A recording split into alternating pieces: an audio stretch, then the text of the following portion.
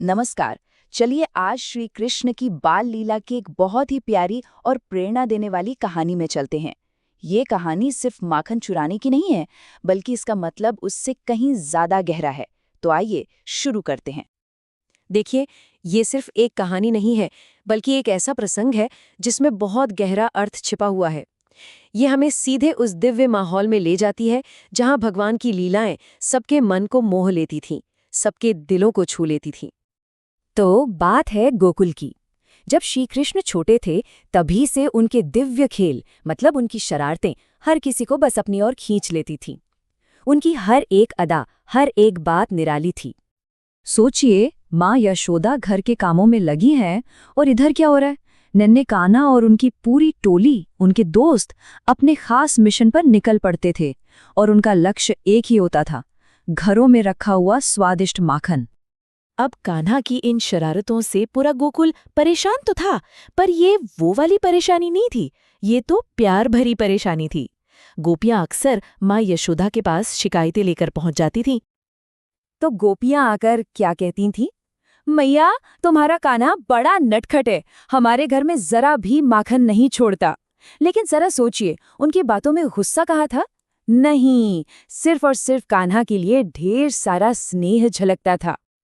और यशोदा मैया का जवाब सुनिए, वो भी मुस्कुराकर अपने लाडले का बचाव करती। वो कहती, अरे मेरा कान्हा तो इतना सा है, वो भला कैसे माखन चुरा सकता है?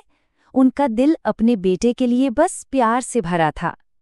लेकिन एक दिन कुछ ऐसा हुआ कि माँ यशोदा ने अपने कान्हा की ये चतुराई अपनी आंखों से ही देख ली। और यहीं से कहानी में असली मजा आता है। अब जरा कान्हा और उनके सखाओं की चालाकी तो देखिए। क्या कमाल का प्लान था।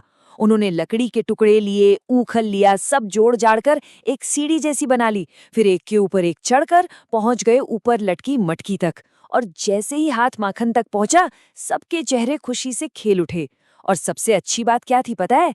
कान्हा ने वो माखन अकेले नहीं खाया, अपने सभी दोस्तों में बराबर बांटा।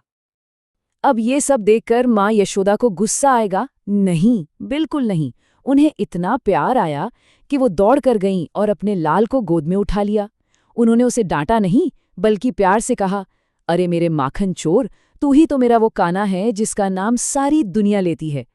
तो यहाँ पर एक बहुत बड़ा सवाल उठता है। क्या ये सब सिर्फ एक बच्चे की शरारत थी, या इसके पीछे कोई बहुत गहरा संदेश छिपा हुआ था? चलिए अब इस कहानी के ऊपर ऊपर के मतलब से थोड़ा और गहरे में उतरते हैं। इसके आध्यात्मिक महत्व को समझते हैं, जो इस पूरी लीला को आप कह सकते हैं एक अलग ही स्तर पर ले जाता है। तो माखन चोरी का असली मतलब क्या है? देखिए, जो माखन है ना, वो भक्त के शुद्ध, कोमल और एकदम निस्वार्थ मन की तरह है, बिल्कुल वैसा ही। और श्री कृष्ण का माखन चुराना ये इस बात का प्रतीक है कि भगवान को अपने भक्तों का यही निर्मल प्रेम सबसे प्यारा है। वो इसे चुराने मतलब अपनाने के लिए आते हैं। तो ये पूरी लीला हमें यही सिखाती है कि भक्ति का सबसे बड़ा रूप, सबसे ऊंचा स्वरूप कोई मुश्किल पूजा पाठ या कर्मकांड नहीं है, बल्कि वो है दिल से निकला हुआ सच्चा और निस्वार्थ प्रेम। तो इस पूरी कहानी का जो सार है, जो सबसे जरूरी बात है, वो यही है। ये पूरी की पूरी दिव्य लीला सिर्फ ये दिखाने के लिए थी कि ईश्वर एक भक्त के निस्वार्थ और शुद्ध प्रेम को कितना ज्यादा महत्व देते हैं। सच पूछिए तो यही वो चीज है जो उन्हें सबसे ज्यादा प्यारी है। श्री कृष्ण की ये लीला हमें याद दिलाती है कि सबसे बड़ी भक्ति, सबसे गहरी भक्ति सादगी और प्रेम में ही छिपी है।